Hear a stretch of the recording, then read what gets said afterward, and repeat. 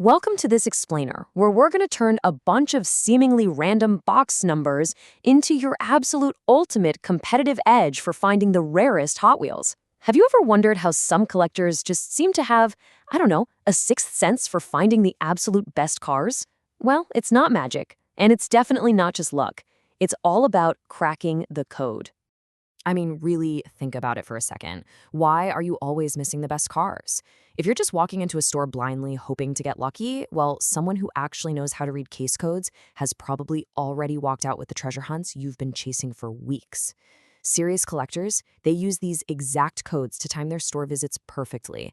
They literally don't guess. They know exactly what's hitting the floor before the tape is even cut. So here's our agenda for today. 1. Why you're missing cars. 2. Assortment and mix codes. 3. Version and date codes. 4. The car base code. And 5. Finding rare treasure hunts. All right, Section 1. Why you're missing cars. Let's dive right into the core issue of why you might be coming home empty-handed. Those random-looking letters and numbers stamped on shipping boxes, they're actually a literal blueprint of exactly what's inside. Most people just glance right past them, seeing nothing but noise. But there are 4 specific layers to a complete case code: the assortment, the mix, the version, and the date. Each one of these answers a very different question about the contents. Honestly, if you miss just one of these layers, you're working with only half the picture. Moving on to Section 2, Assortment and Mix Codes. We start with the assortment code. Before you look at literally anything else on the box, find this printed code. For example, most U.S. hunters are out there looking for L2593, which simply indicates Hot Wheels mainline cars on U.S. blister cards. But hey, here is a massive pro tip you absolutely need to remember.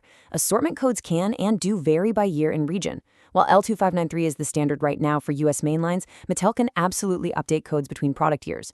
Always cross-check with current community databases so you aren't accidentally hunting in the totally wrong boxes.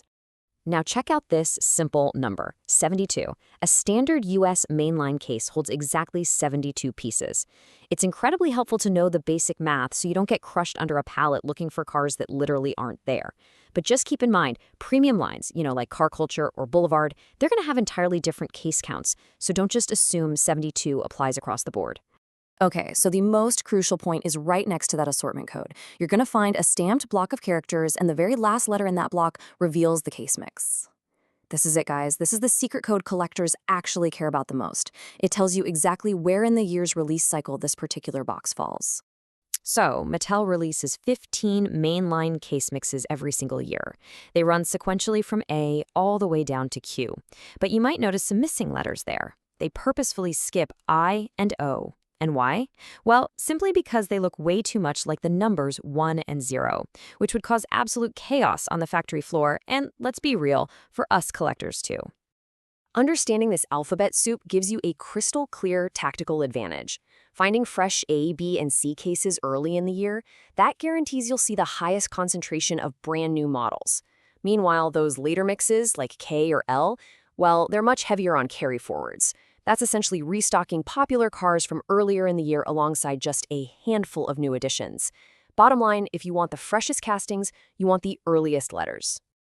Okay, Section 3, Version and Date Codes. Moving right past the mix letter, we get into the slightly more nuanced factory data. Right after your mix letter, you might spot a 2-letter suffix. Early suffix letters like AA or AB often suggest cases that were packed earlier in that specific mix run, while letters further down the alphabet like HZ might be packed later.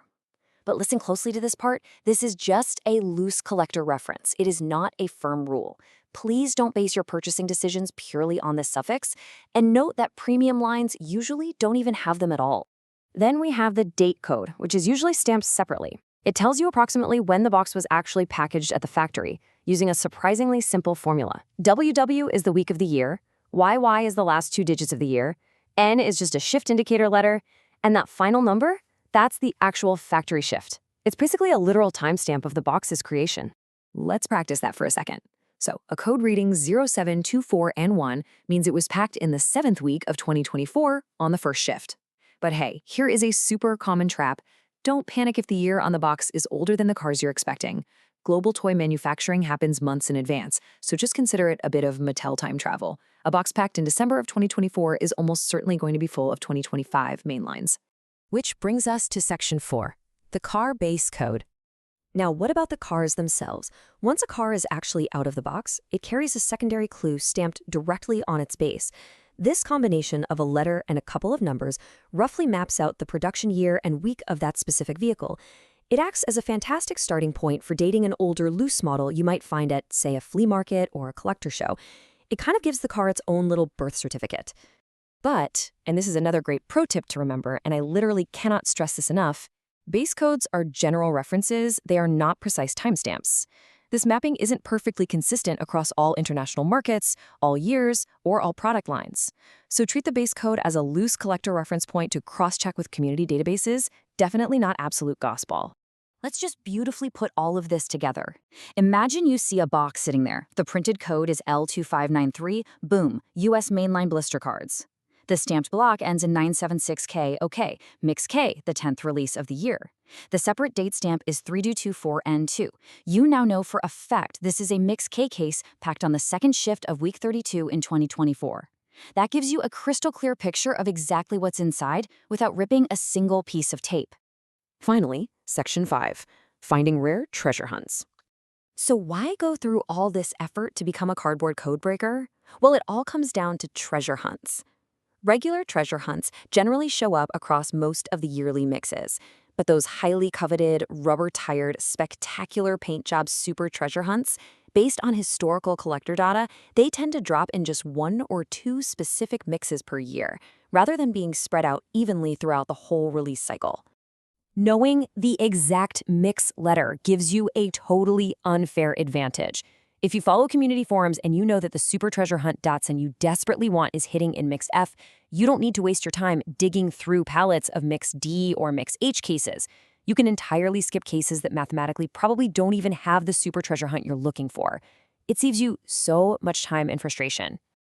Armed with this structural blueprint, you can confidently read the cardboard, leave those carry forwards behind, and zero in on the rarest cars on the pegs. So the only real question left for you is, what hidden super treasure hunt is sitting in a cardboard box at your local store right now, just waiting for someone who knows how to crack the code? Happy hunting, everyone!